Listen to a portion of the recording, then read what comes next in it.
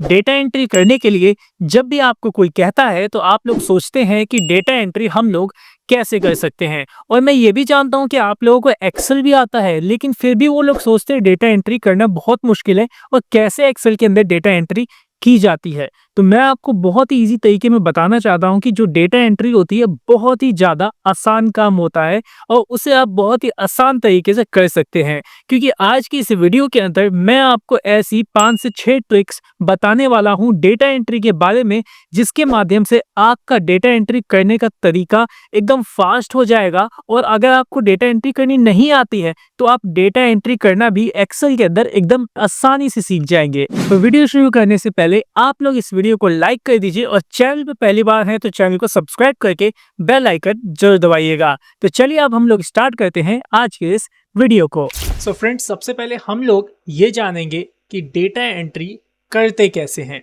ठीक है, तो डेटा एंट्री जो आपका होता है वो कॉलम्स के अंदर होता है। जैसे कि आप यहाँ पे देखिए एक्सेल के अंदर ये क्या है, ए बी सी डी, ये क्या है, ये पूरे के पूरे कॉलम्स हैं। इनको कॉलम्स बोला जाता है।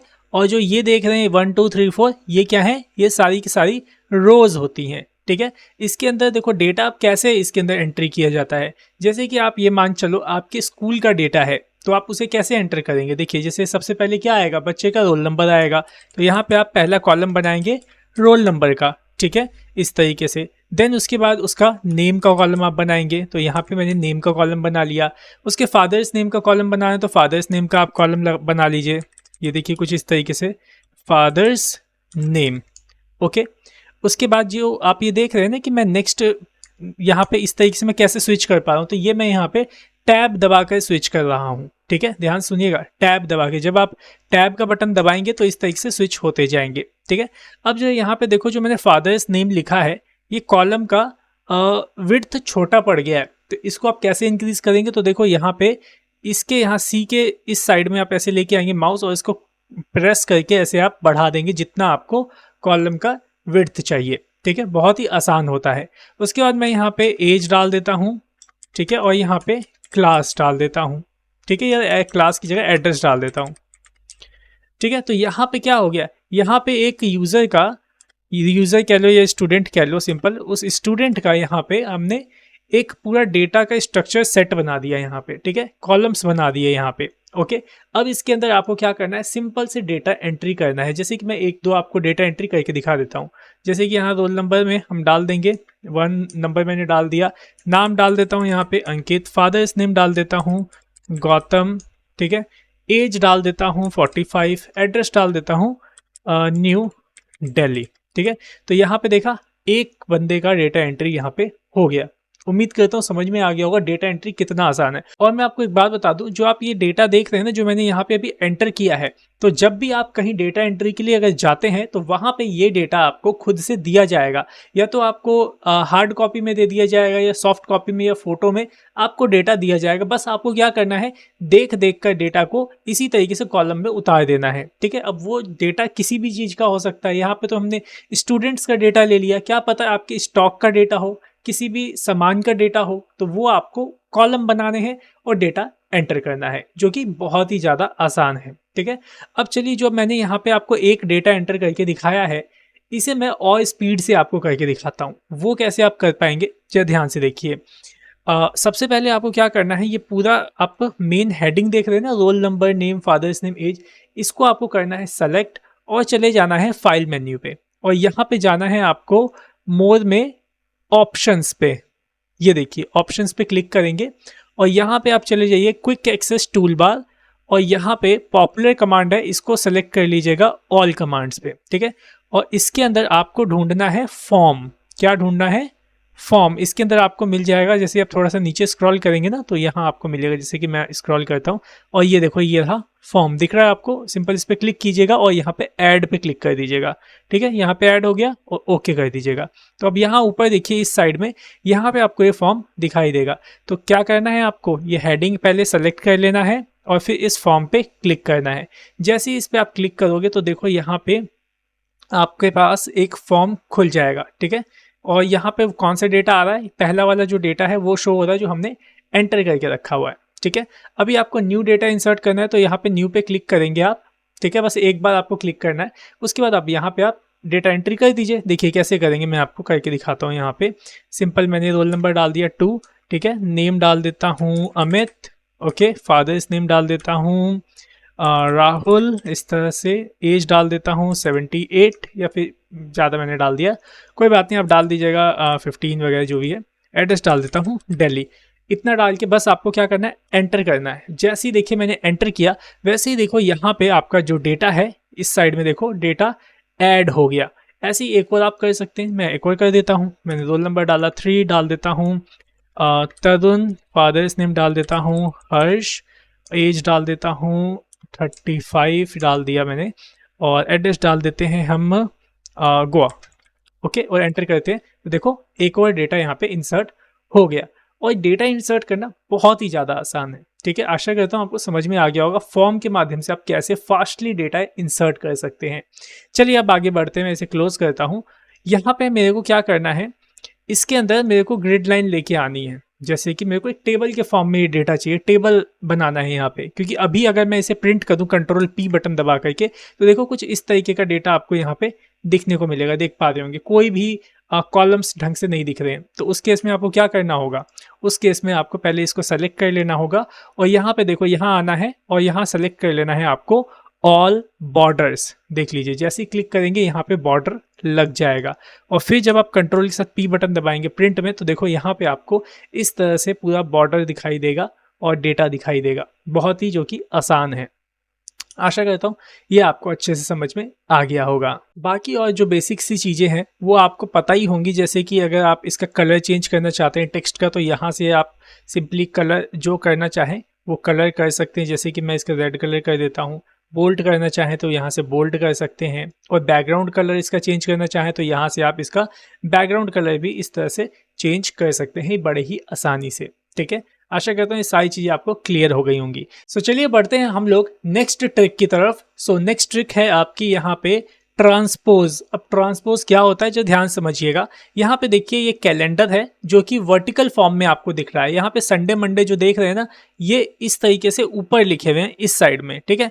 मैं चाहता हूँ ये जो संडे मंडे है वो इस साइड में लिखे हों, समझ रहे हैं, इस तरीके से। यहाँ पे लिखा हो संडे, यहाँ मंडे, यहाँ ट्यूसडे, ऐसे करना है। तो आप इसे कैसे करेंगे, एक एक करके वापस से उतारोगे इसको? नहीं, बहुत ही आसान तरीका है। कैसे करेंगे, सेलेक्ट करेंगे, राइट क्लिक करेंगे और क्या करेंगे, कॉपी, ठीक है, कॉपी करेंगे, और फिर जहां पे आपको चाहिए वहां पे राइट क्लिक करेंगे और पेस्ट स्पेशल ऑप्शन देख लीजिए, पेस्ट स्पेशल पे आपको करना है क्लिक, और यहाँ पे आपको सेलेक्ट करना है क्या, ट्रांसपोज, देख लीजिए ट्रांसपोज, और ओके के बटन पे क्लिक कर देना है। देखिए जस्ट अ सेकेंड, कुछ ही सेकंड्स में देखो आपका संडे मंडे यहाँ पे आ गया, ठीक है। और जहाँ से आपका डेट तारीख, मतलब जो डेट है आपकी जहाँ से स्टार्ट थी वहीं से वापस से स्टार्ट हो गई। देखो वेडनेसडे से 1 तारीख स्टार्ट थी, देखो यहाँ पे वेडनेसडे से 1 तारीख स्टार्ट है।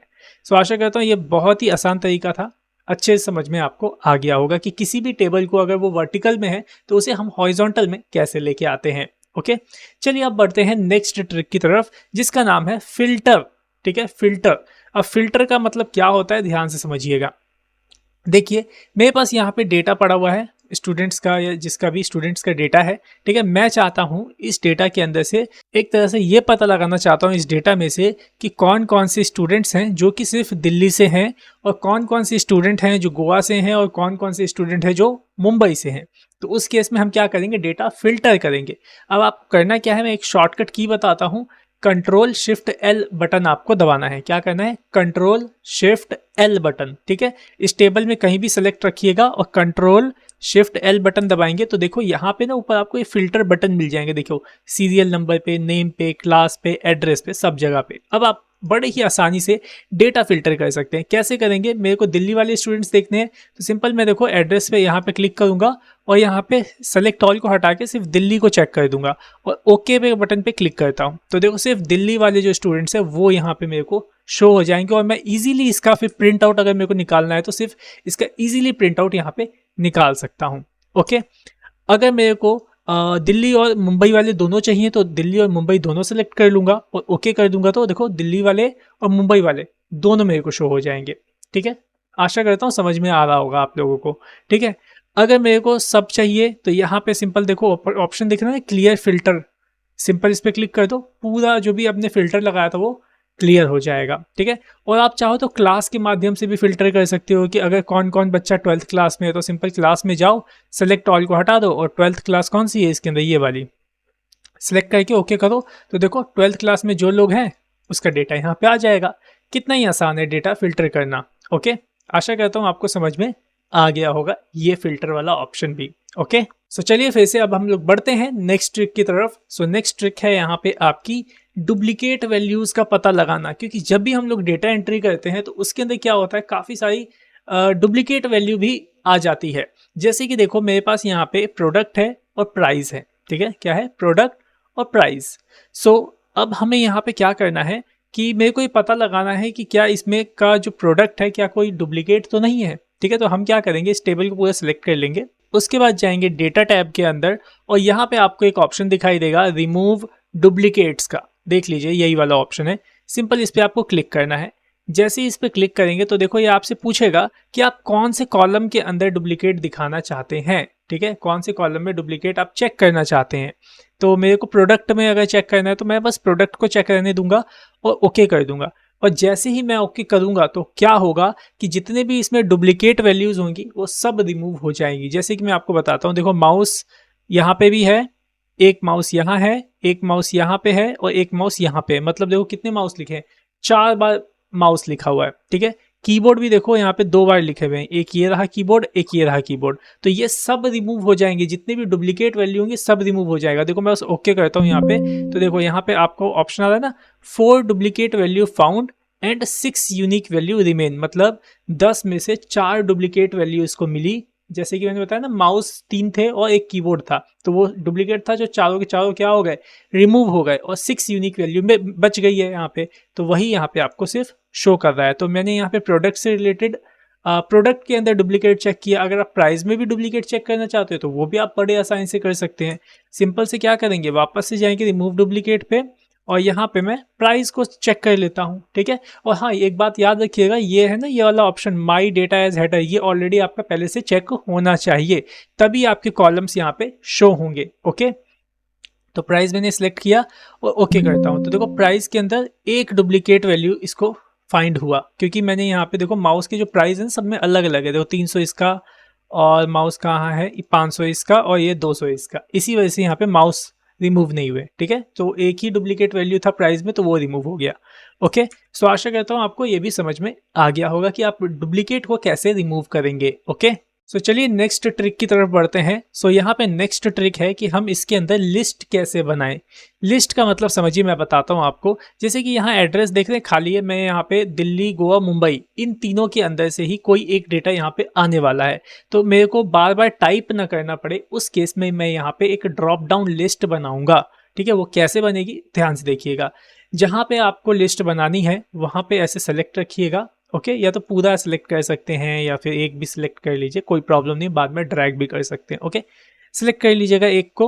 उसके बाद आपको जाना है वही डेटा टैब के अंदर और यहाँ पे आपको मिलेगा डेटा वैलिडेशन। देखिए कहाँ पे है, सो देखिए डेटा वैलिडेशन ये रहा आपका, रिमूव डुप्लीकेट्स के ठीक नीचे या बगल में आपको मिल जाएगा डेटा वैलिडेशन। ओके, सिंपल आपको क्या करना है, इस पर क्लिक करना है। जैसे इस पर क्लिक करेंगे तो यहाँ पे आपको एनी वैल्यू दिखा रहा है ना, इसको आपने सेलेक्ट कर लेना है लिस्ट पे।